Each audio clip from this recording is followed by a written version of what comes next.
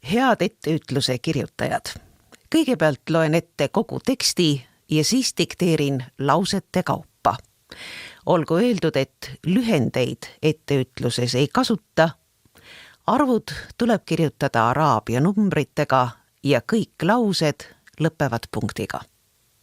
Alustame. Luulekogu tolmust ja värvidest, niinimetatud 40 kiri ja kas või keelefilosoofiline esseistika on vaid üksik verstapostid Jaan Kaplinski hiljutise juubilari paljutahulisel loometeel. Nii-öelda kaplinskilikkuse pärisosaks või kvintessentsiks on eesti keel ja meel, millest luuletaja kõneles 2000. aastal saates Ööülikool ning ühtekuuluvustunne loodusega.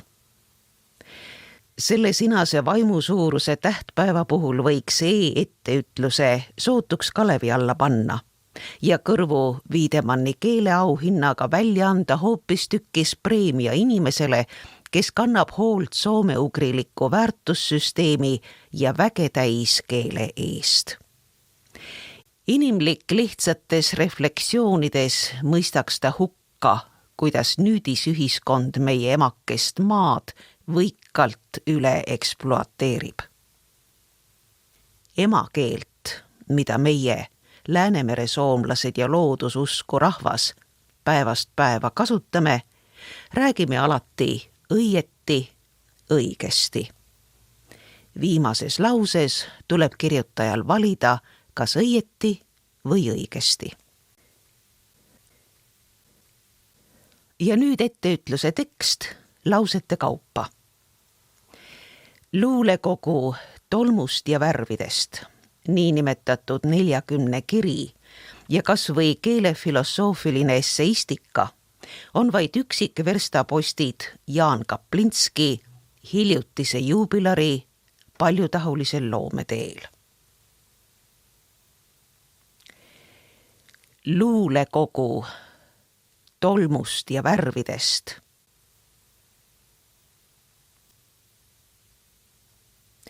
Niinimetatud 40 kiri.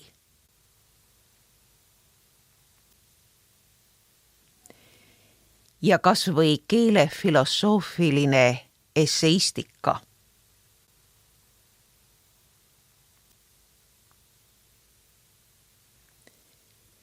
On vaid üksik verstapostid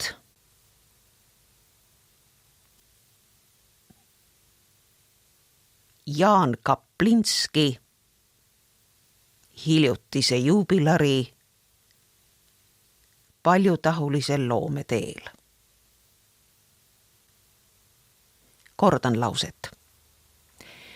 Luulekogu tolmust ja värvidest, niinimetatud 40 kiri ja kas või keelefilosoofiline esseistika on vaid üksik verstapostid Jaan Kaplinski hiljutise juubilari paljutahulisel loometeel. Järgmine lause. Nii-öelda kaplinskilikkuse pärisosaks või kvintessentsiks on eesti keel ja meel, millest luuletaja kõneles 2000. aastal saates Ööülikool ning ühtekuuluvustunne loodusega. Nii-öelda kaplinskilikkuse pärisosaks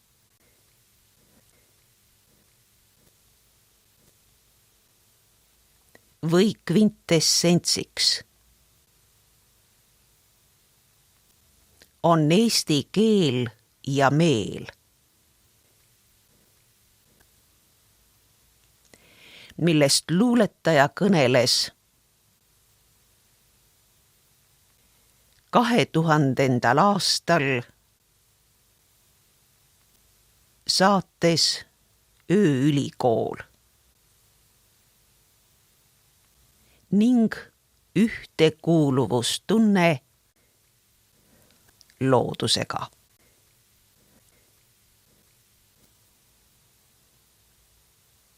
Kordan lauset.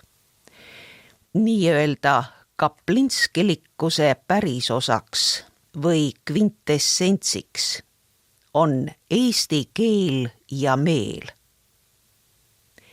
millest luuletaja kõneles 2000. aastal saates Ööülikool ning ühtekuuluvustunne loodusega.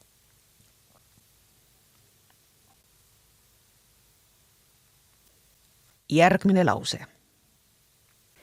Selle sinase vaimusuuruse tähtpäeva puhul võiks e-etteütluse sootuks kalevi alla panna ja Kõrvu Wiedemanni keeleauhinnaga välja anda hoopistükkis preemia inimesele, kes kannab hoolt soome-ugriliku väärtussüsteemi ja vägetäis keele eest. Selle sinase vaimusuuruse tähtpäeva puhul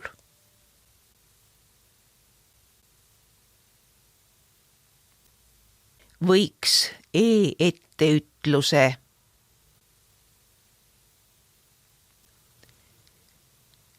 sootuks kalevi alla panna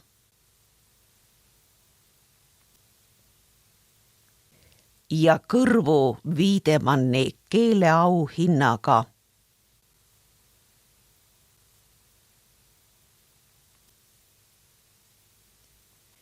välja anda hoopistükkis preemia inimesele,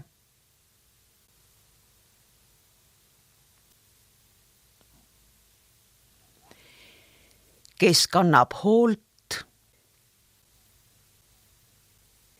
soome-ugriliku väärtussüsteemi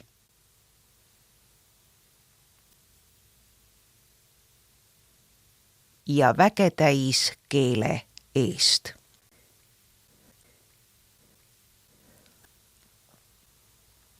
Kordan lauset.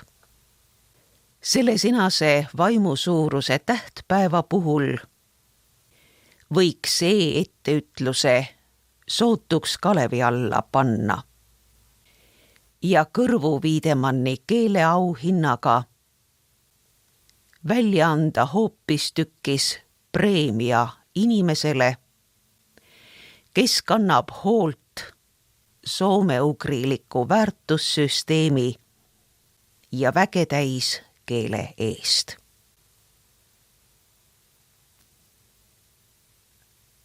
Järgmine lause. Inimlik lihtsates reflektsioonides mõistaks ta hukka, kuidas nüüdisühiskond meie emakest maad võikalt üle ekspluateerib.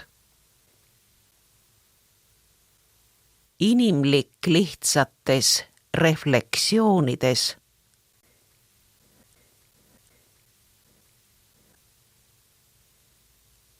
mõistaks ta hukka, kuidas nüüdisühiskond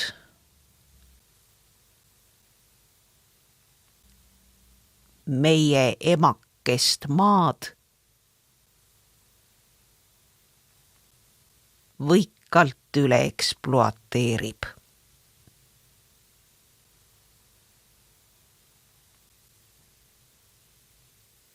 Ja kordan lauset. Inimlik lihtsates reflektsioonides mõistaks ta hukka, kuidas nüüdisühiskond meie emakest maad võikalt üle ekspluateerib. Viimane lause. Emakeelt, mida meie, Läänemere soomlased ja loodususku rahvas päevast päeva kasutame, räägime alati õieti, õigesti. Viimases lauses tuleb kirjutajal valida, kas õieti või õigesti. Emakeelt, mida meie, Läänemere soomlased ja loodususku rahvas päevast päeva kasutame. Räägime alati õieti, õigesti. Viimases lauses tuleb kirjutajal valida, kas õieti või õigesti. Ja kordan lauset. Emakeelt, mida meie, Läänemere soomlased ja loodususku rahvas päevast päeva kasutame, räägime alati õieti, õigesti. Viimases lauses tuleb kirjutajal valida, kas õieti või õigesti. Ja nüüd loen ette kogu e-etteütluse teksti algusest peale. Luulekogu tolmust ja värvidest, niinimetatud 40 kiri ja kas või keelefilosoofiline esseistika on vaid üksikverstapostid Jaan Kaplinski hiljutise juubilari paljutahulisel loometeel. Nii-öelda kaplinskilikkuse päris osaks või kvintessentsiks on eesti keel ja meel, millest luuletaja kõneles 2000. aastal saates Ööülikool ning ühtekuuluvustunne loodusega. Selle sinase vaimusuuruse tähtpäeva puhul võiks e-etteütluse sootuks kalevi alla panna ja kõrvu Wiedemanni keeleauhinnaga välja anda hoopistükkis preemia inimesele, kes kannab hoolt soome-ugriliku väärtussüsteemi ja vägetäis keele eest. Inimlik lihtsates refleksioonides mõistaks ta hukka, kuidas nüüdisühiskond meie emakest maad võikalt üle ekspluateerib. Emakeelt, mida meie, Läänemere soomlased ja loodususku rahvas päevast päeva kasutame, räägime alati õieti, õigesti. Viimases lauses tuleb kirjutajal valida, kas õieti või õigesti. Soovime kirjutajatele edu!